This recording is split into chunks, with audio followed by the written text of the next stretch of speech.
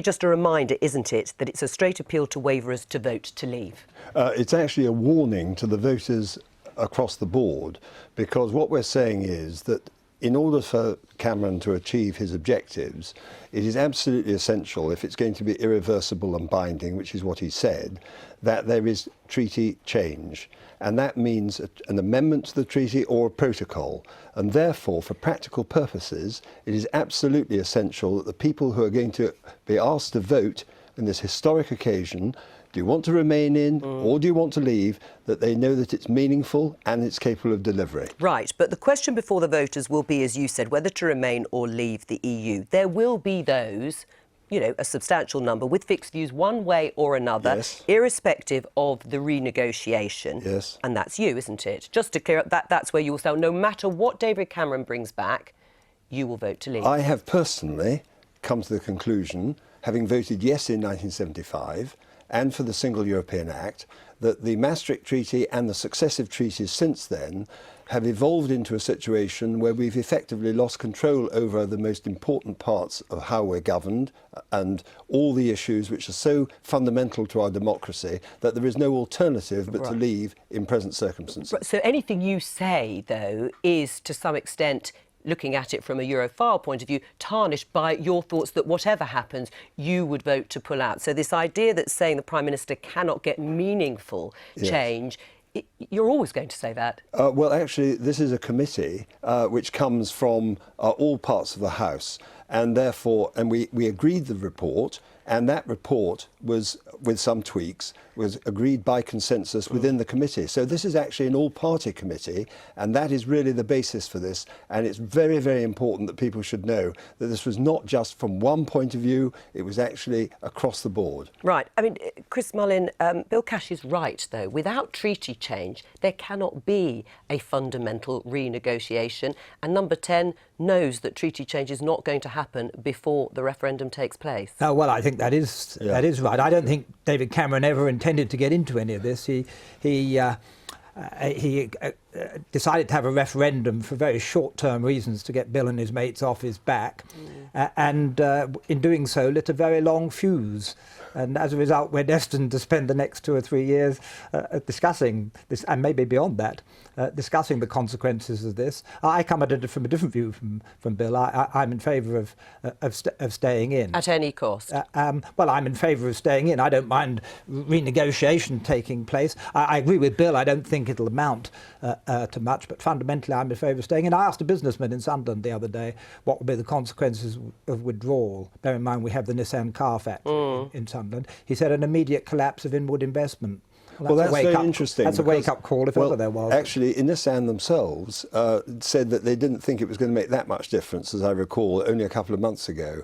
But I think basically Chris and I agree about the ineffectiveness of a lot of what's been going on in these negotiations so far. Yes, I think you do agree, you know, broadly on those terms. But let me pick up on a couple of the things, Bill Cash, in the report, saying that the government's renegotiation strategy is reactive and opaque. Yes.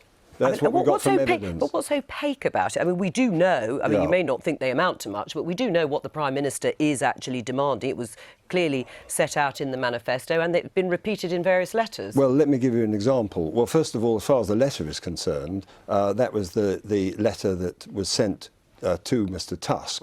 That was only published because of an exchange that I had with a journalist during the course of the press conference. It wouldn't have been made available to the public or to Parliament at all. But it was just a sort of reprint, if you like, of what was promised in the manifesto. No, it wasn't. No, it contained a lot of very important questions which had not been advanced before and actually was not going to be published. The other thing, if I may say, is regarding this question of the refusal of the government through the Minister for Europe and the Foreign Secretary to give us a full explanation of where they were on the benefits issue, because we did ask them to send us a copy of what they had in mind, and they didn't do it, and that I regard as very opaque. And by the way, the House of Lords have also been very critical in their committee reports and the evidence they've taken about the extent to which the government has been sufficiently transparent. Right. So it is opaque. Do you agree? Is it opaque? Have you not known what the Prime Minister is negotiating on?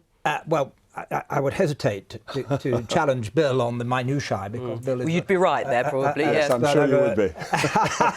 But broadly speaking, Yes, I think broadly speaking we know what he's after. I don't think it ever dawned on Cameron for a single moment until perhaps rather recently there was any possibility that this could lead to withdrawal. I asked Vince Cable the other day, who is a very thoughtful man,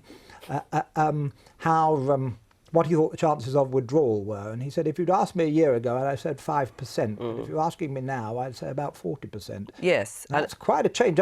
Cameron's very much in favour of staying in, as are the other party leaders. Well, although he has threatened Brexit, although is that something you actually believe, that he would ever get to a stage where he'd campaign for out? I think there is a point, actually. I'm not sure I'd put a percentage on it, but I think there is a point at which, when you realise that the things that you've been seeking are simply not going to be accepted by the other member states, and this business of getting treaty change is absolutely fundamental to that. If you can't get it through before the referendum, and the only thing that you can offer the voter is the fact that you've had an international agreement, which itself, according to the former legal advisor to the European Council, wouldn't be sufficient. Right. I mean, do you think then, bearing in mind there's been resistance from a number of EU leaders on the issue of in-work benefits, do you think he's going to drop that idea? It looks like it, but in some shape or form. It's very much in the air at the moment. The one thing is absolutely certain, that this has got not just legal implications, but it's political. The other member states, by which I mean those countries in Central and Eastern Europe, are absolutely, they've called it a red line. That's exactly where they are. They've no intention of allowing anything to get through on that. That's what people say, of course, in negotiations, Well, don't they? but And we know red lines are and but can I be think this is a practical one, Joe. Do you think the Prime Minister's gamble about saying he could, in certain circumstances, campaign for out if he doesn't get what he wants is actually going to pay off in terms of pressure on the other EU Well, firstly, leaders? I don't believe him. No, OK. Because I think he's in favour, fundamentally in favour. I don't think it ever dawned on him when he lit the fuse.